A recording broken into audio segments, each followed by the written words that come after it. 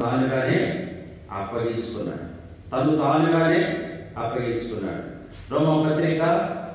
రోమపత్రిక 4వ అధ్యాయం 25వ వచనం.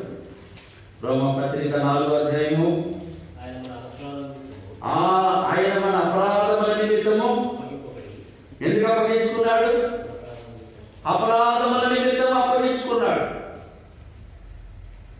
దుష్టకాలంలో నుంచి విమోచించాలని అప్పగించుకున్నాడు. తనకు తానుగానే అప్పగించుకున్నాడు.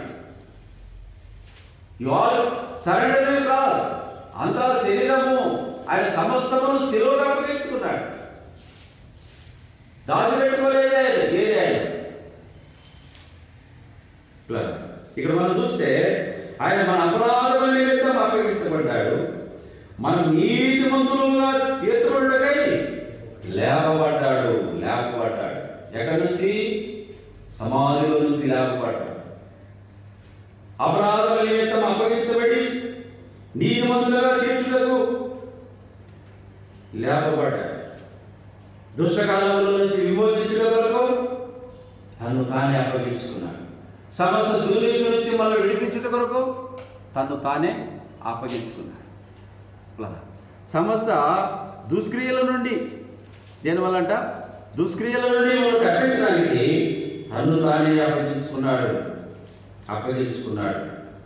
అదిగా మనం చూస్తే చూడండి 18వ వచనంలో, దుష్కార్యము నుండి నన్ను తప్పించడానికి, సమస్తమైన దుర్నీతి నుంచి నన్ను పవిత్రపరచడానికి, దోషకాలంలో నుండి విమోచించడానికి దేవుడు శిలువకు అప్పగించుకున్నాడు. అందుకే అపోస్తలుడైన పౌలు మాట అంటున్నాడు చూడండి. గలతీయులకు రాసిన పత్రిక 2వ అధ్యాయము 20వ వచనం. గలతీ పత్రిక 2వ అధ్యాయం 20వ వచనం. నేను క్రీస్తుతో కూడా సిలువ వేయబడి ఉన్నాను. ఇకను జీవించువాడును నేను కాను, క్రీస్తే నాయందు జీవించుచున్నాడు. నేను ఇప్పుడు శరీరమందు జీవించుచున్న జీవితము నన్ను ప్రేమించి నా కొరకు తను తాను అప్పగించుకొనిన నన్ను ప్రేమించి. ఎవరు ప్రేమించాడు? నిన్ను ప్రేమించాడు. నన్ను ప్రేమించి నా కొరకు ఏం చేశాడంట? నన్ను ప్రేమించి నా కొరకు తన్ను తాను అప్పగించుకున్నాడు.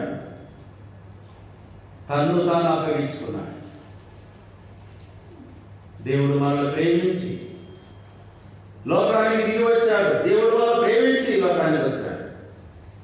దుష్టకాలంలో ఉన్నామని, సమస్తమైన దుర్నీతిలో కూరుకుపోయామని, దుష్కార్యముల చేత సజ్జన స్థితిలో ఉన్నామని, అపరాధముల నిమిత్తమై అప్పగించబడి, పాపముల నిమిత్తమై తను శిలువకు అప్పగించుకొని లేపబడ్డాడు.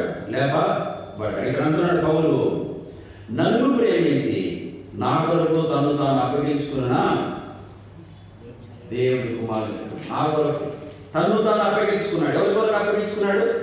నా కొరకు తను తాను అప్పగించుకున్నాడు. తిమోతి రాసిన పత్రిక, మొదటి పత్రిక 2వ అధ్యాయం 6వ వచనం. తిమోతి రాసిన మొదటి పత్రిక 2వ అధ్యాయం 6వ వచనం.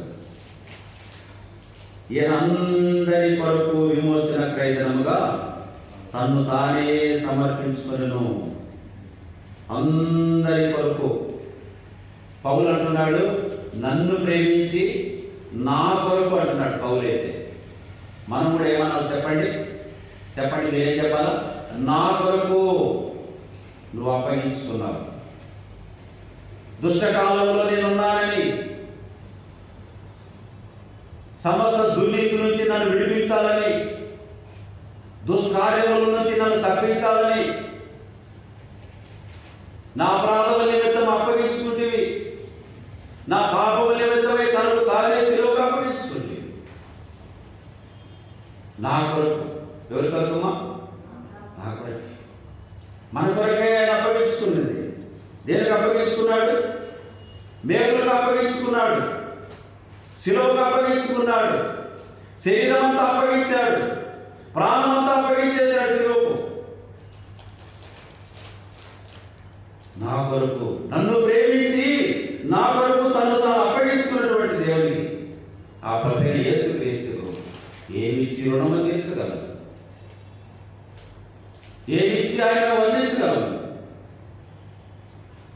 సమస్త దుర్నీతి నుంచి, దుష్ట కాలంలో నుంచి, దుష్క్రియల నుంచి విడిపించి, దుర్నీతి నుంచి మనం విమోచించి, దుష్ట కాలంలో నుంచి మనం తప్పించి రక్షణ ఇవ్వడానికి లోకానికి వచ్చాడు. అందరి కొరకు అంటే ఇక్కడ తిమోతి పత్రికలో 2వ అధ్యాయం 6వ వచనం చూస్తే, ఈయన అందరి కొరకు విమోచన క్రయధనముగా తన్ను తానే సమర్పించుకొనెను.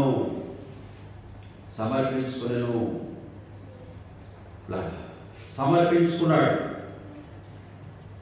శిలువకు ఆయన సరెండర్ అయిపోయాడు. ఏది దాచిపెట్టుకోలేదు, ఏది కూడా దాచిపెట్టుకోలేదు. తన శరీరంలో తన రక్తాన్ని, తన ప్రాణాన్ని, సమస్తమును మన కొరకు దాచిపెట్టుకోకుండా ధారపోశాడు. ఉదయకాలం దేవుని సన్నిధిలో చేరిన మనము దేవుని ఏ విధంగా ఆరాధన చేస్తామంటే, అయ్యా దుష్టకాలంలో నుంచి నన్ను విమోచించడానికి ఈ లోకానికి వచ్చిన దేవుడు, సమస్త దుర్నీతి నుంచి నన్ను పవిత్రపరిచావు, సమస్త దుష్క్రియల నుంచి నన్ను తప్పించావు, నా ప్రాణముల నిమిత్తమై నువ్వు అప్పగించుకున్నావయ్యా, నన్ను నీతిమంతులుగా చేయటకు తిరిగి లేపబడ్డావయ్యా. నా పాపముల కొరకే నువ్వు తను అప్పగించుకున్నావు. నన్ను ప్రేమించి నా కొరకు నువ్వు అప్పగించుకున్నావు. దుష్టకాలంలో ఉన్నానని, దుర్నీతిలో ఉన్నానని, దుష్కార్యంలో పడిపోయినానని నన్ను ప్రేమించి లోకానికి వచ్చావు.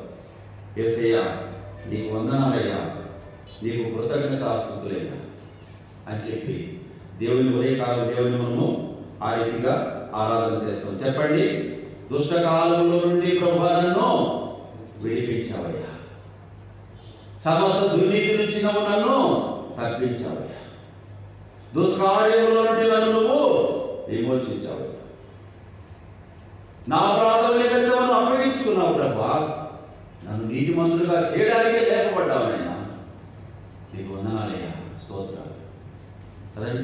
ఆ రీతిగా నా కొరకే నువ్వు అప్పగించుకున్నావు. శిలువకు మేకులకు కొట్టించబడ్డావు, శిలువ మానుగా అప్పగించుకున్నావు, ప్రాణాన్ని ధారపోసావు, ప్రాణాన్ని అర్పించావు, రక్తాన్ని ధారపోసావు, ప్రాణాన్ని ధారపోసావు, మేకులకు శిలువకు అప్పగించుకున్నావు. నేనేం అప్పగించాలి? మనం ఏం అప్పగిస్తాం చెప్పండి? చూడండి, కొరింథీయులకు రాసిన పత్రిక 12వ అధ్యాయం, లేక రోమపత్రిక 12వ అధ్యాయం 1వ వచనం చూద్దాం. రోమపత్రిక 12వ అధ్యాయం 1వ వచనం. కాబట్టి సహోదరులారా, పరిశుద్ధమును దేవునికి అనుకూలమైన సజీవ యాగముగా మీ శరీరములను ఆయనకు సమర్పించుకునని దేవుని వాస్తవాలను బట్టి మిమ్మల్ని బతిమాలుకొనుచున్నాను.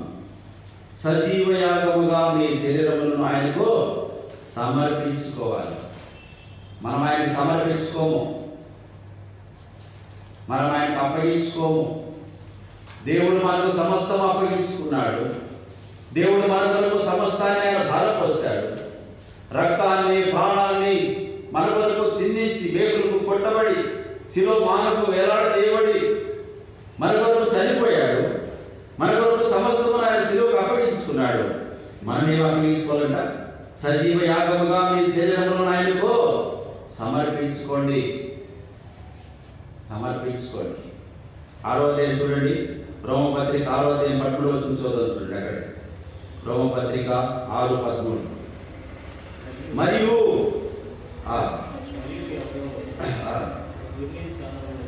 మీ అవయవులను దుర్నీతి సాధనముగా పాపమునకు అప్పగింపకుడి, అయితే మృతులలో నుండి సజీవులం అనుకొని మిమ్మల్ని మీరే దేవునికి అప్పగించుకోండి.